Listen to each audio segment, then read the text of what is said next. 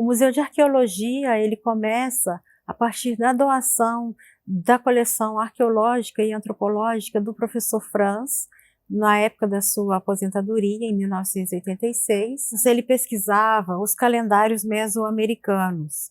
A intenção dele era entender como que os povos pré-colombianos observavam os astros e eles tinham uma relação com a sua cosmologia, porque estava tudo em consonância. Então, a investigação dele, a partir dos calendários desses povos, né, maias, incas e astecas, ele buscava ali, por meio de cálculos matemáticos, compreensão dos fenômenos astronômicos, como que era a cosmologia dessas populações. Então, por isso que tinha esse termo, né, a arqueoastronomia. Em 1992, soma-se a coleção etnográfica, né, legada pela professora Nelly Ferreira do Nascimento.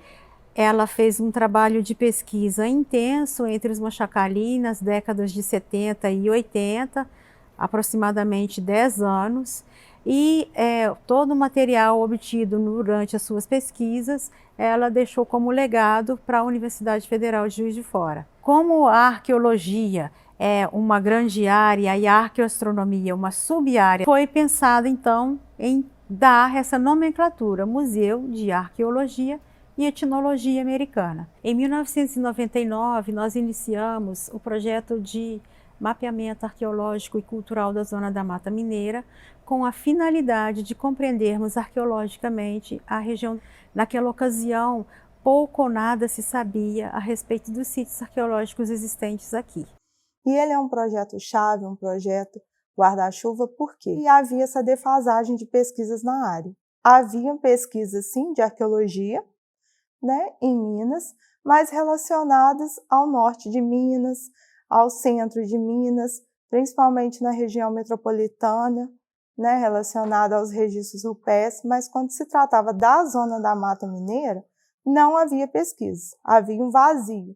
Nós fizemos esse termo de cooperação técnica entre os municípios e a universidade e desenvolvemos inicialmente uma amostra com as coleções que o museu possui. Ela tinha um título para além dos 500 anos e a partir daí, né, esse primeiro contato, nós começamos a obter várias informações da própria comunidade que ia na exposição a respeito de algumas evidências que eram encontradas fortuitamente em suas propriedades. E aí vieram as primeiras informações dos sítios arqueológicos.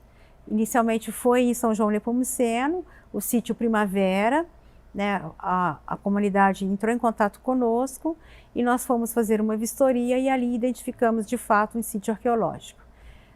Posteriormente, vários outros sítios foram surgindo por meio de informações orais, vistorias em campo e também prospecções sistemáticas desenvolvidas nessas áreas.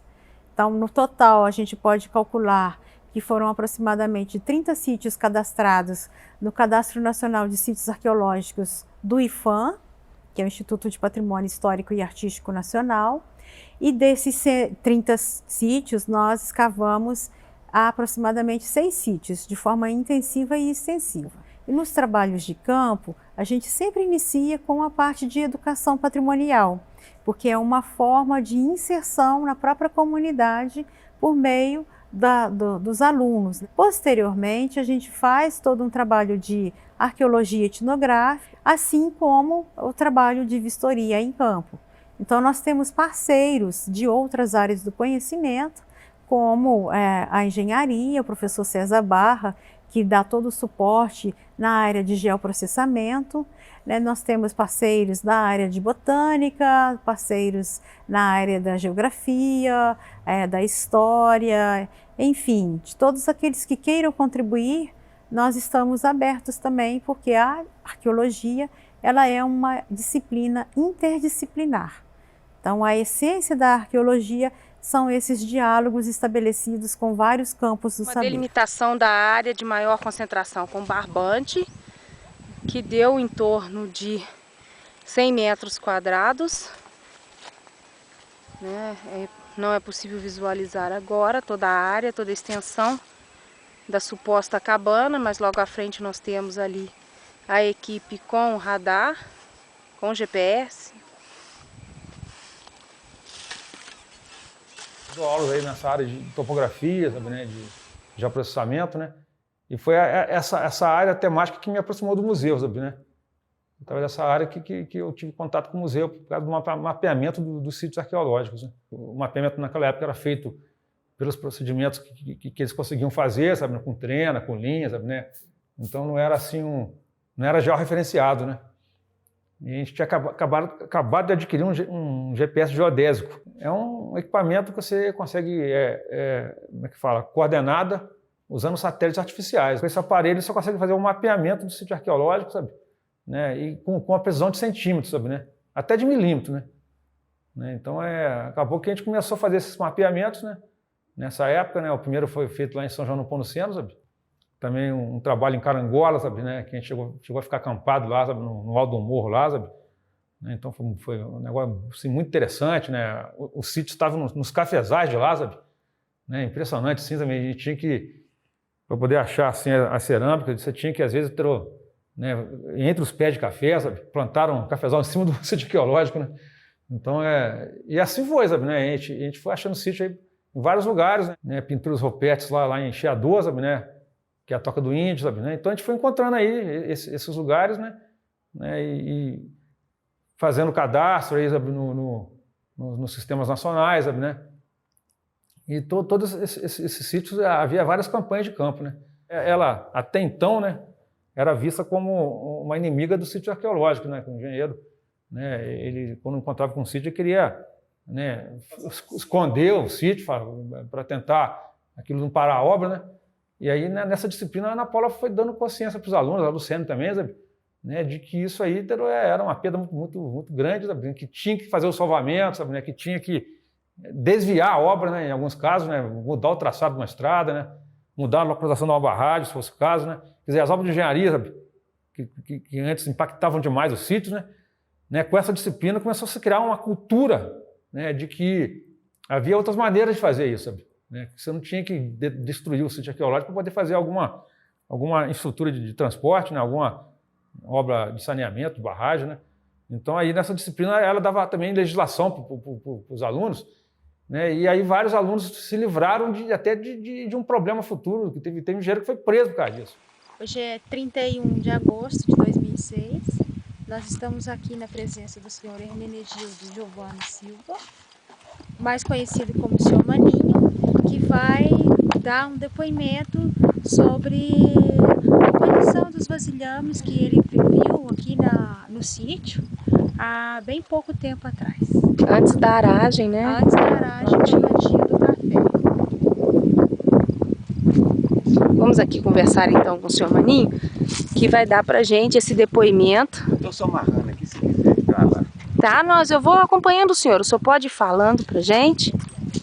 Só então faz a pergunta para mim ver aqui que eu posso responder, né? Então, principalmente os moradores da zona rural, né, que têm um contato mais direto com a terra, né, principalmente quando estão lavrando a terra, arando a terra, muitas das vezes encontram esse material arqueológico, né? No caso, as pontas de flecha, as mãos de pilão, né, cacos de cerâmica. E quando a gente realiza educação patrimonial nas escolas, a gente realiza esse trabalho etnográfico com a população, que eles conhecem, passam a conhecer a arqueologia, conhecem o que são os vestígios arqueológicos e passam a reconhecer e nos informam sobre isso de fato nos marca, né? Isso eu posso considerar que é o que mais me marcou, porque é o que você vê que você fez a diferença. Demonstrando que a arqueologia vai muito mais além que o cinema coloca enquanto aventura, que na verdade a arqueologia é uma ciência, que ela tem técnicas e métodos científicos que precisam ser obedecidos. Várias cidades aí conseguiram constituir algum tipo de espaço físico com o que foi encontrado naquela área lá, sabe, né? Para chamar a atenção das pessoas daquele lugar ali, sabe? Da importância daquele lugar, sabe, né? De quem teve ali antes, né? As populações tradicionais que ocuparam ali antes, né?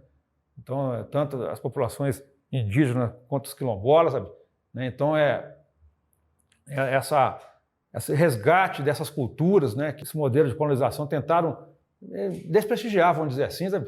Né? Quer dizer, a gente consegue trazer isso de volta, sabe? Nós sabemos, né, aprendemos inclusive isso na escola, que a história do nosso país, ela foi forjada para dar ênfase ao homem branco colonizador. Nós temos um apagamento dos povos indígenas. Quando eles eram mencionados de forma muito preconceituosa, muito calcada no senso comum, colocando várias etnias, várias particularidades culturais, né, num único formato, atribuindo o indígena brasileiro dessa e dessa forma.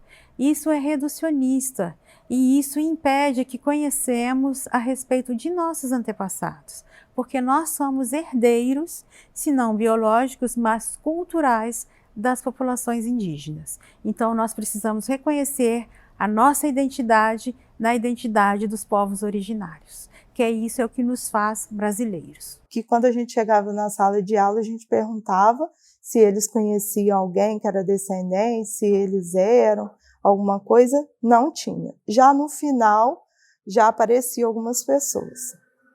A gente já percebe que com as mudanças, né, a gente já tem algumas leis, né, que ampliaram isso, né, principalmente o debate, as leis que foram implementadas em 2008 sobre a obrigatoriedade do ensino da história indígena e da cultura afro-brasileira na sala de aula. Para mim, o mais importante é ver esse retorno, né, que o nosso trabalho de fato deixou frutos, que essa população de fato entende a importância de preservar esses bens culturais. Desde que o projeto foi concebido, nós tivemos uma preocupação que ele fosse participativo e colaborativo, muito nessa perspectiva da arqueologia social. Então, o que nós procurávamos era dar um certo protagonismo para populações e segmentos sociais que até então eram ignorados pela construção do conhecimento. Existem saberes e fazeres que estão no nosso dia a dia e que a gente não tem uma assinatura de quem é que legou esse conhecimento. Por quê? São saberes populares que todos nós temos um pouquinho, carregamos um pouquinho desse conhecimento quando tivemos alguma dor de garganta ou algum mal-estar, né? As nossas mães e avós sempre vão recomendar algum chá. E isso é um legado das populações originárias. Ela é pra quê? Pra gripe? Pra gripe. Ó, sara a gripe mesmo? Sara. Faz um chá? Sara. Sara rapidinho. Ó, que beleza. Esse aqui é elevante. Essa é pra quê? Pra fazer salgadinho, fazer chá também, calmante. Ela é boa pra tempero? É. Olha. Nossa, dá pra sentir o cheiro daqui. Não. Nossa, que cheiro... Ah, isso aqui eu já vi crescendo no quintal da minha casa. No conjunto total de todo esse trabalho, eu acho que só tem coisa boa a dizer. E o quanto que a gente precisa ainda conhecer, o quanto que ainda é preciso ser desvelado por meio da pesquisa, por meio das relações que a gente estabelece com essas comunidades, né, aprendendo com elas especialmente.